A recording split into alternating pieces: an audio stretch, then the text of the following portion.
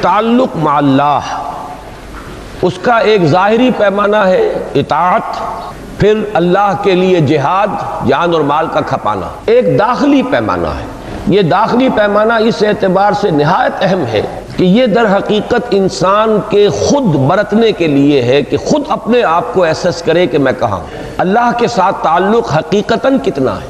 اس لیے کہ یہ دونوں خطرات موجود ہیں، اچھی طرح سمجھ لیجئے کہ ایک شخص بھاگ دوڑ بھی کر رہا ہے، محنت بھی کر رہا ہے، شریعت پر عمل بھی کر رہا ہے، لیکن یہ سب یا عادتاً ہو رہا ہو یا خدا نہ خواستہ ریا اور سمعہ کے تحت ہو رہا ہو، دکھانے کے لیے، سنانے کے لیے۔ اس کے خطرے موجود ہیں، نفس انسان کو یہی اڑنگے لگاتا ہے، یہی دھوکے دیتا ہے۔ اب اس کے لیے کوئی ایسا پیمانہ کہ جس کو انسان خود اپنے اندر جھانک کر جائزہ لے سکے کہ وہ تعلق مع اللہ میرا صحیح ہے یا نہیں، جس پر دوسروں کو وہ کبھی نہیں ناپے گا، کبھی نہیں تول سکے گا، یہ خود خالص سبجیکٹیو ہے اپنے لیے۔ اور وہ دو چیزیں ہیں، نمبر ایک تسلیم و رضا کی کیفیت، نمبر دو توکل علی اللہ کی کیفیت۔ جو کچھ بیت رہا ہے، آ رہا ہے، اس میں لاکھوں وسائل ہوں گے، درمیان میں اسباب ہوں گے، سلسلہ اسباب ہوگا، لیکن ایمان کا تقاضا یہ ہے کہ مسبب الاسباب اللہ ہے، جو آ رہا ہے اللہ کی طرف سے آ رہا ہے۔ اس نے کیا، اس نے کیا، اس نے مجھ پر ظلم کیا، اس نے مجھ پر زیادتی کی، وہ اپنی جگہ ہے، اس کا انکار نہیں ہے۔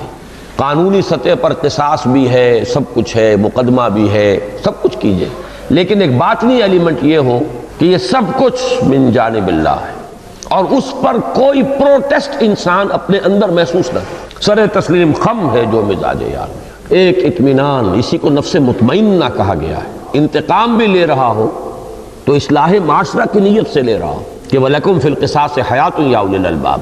باطن میں، ذہن میں، دل میں فاصلہ رہ ہی نہ جائے اللہ کے اور اپنے مابین، میں ہوں اور میرا رب ہے۔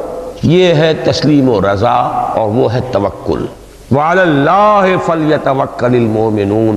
توکل صرف اللہ پر ہو، کبھی بھی اپنی ذہانت، اپنی فطانت، اپنی سمجھ، اپنی دور اندیشی، اپنی منصوبہ بندی، اپنے وسائل، اپنے ذرائع، اپنے اسباب، کسی شے پر تکیہ نہ ہو۔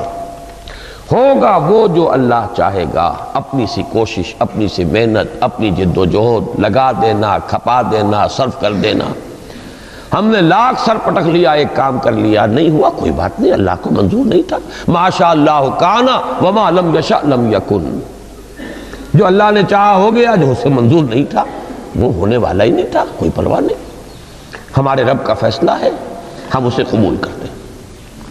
خالص انڈیویجول لیول پر تعلق مع اللہ کے یہ دو ایسپیکٹس ہیں۔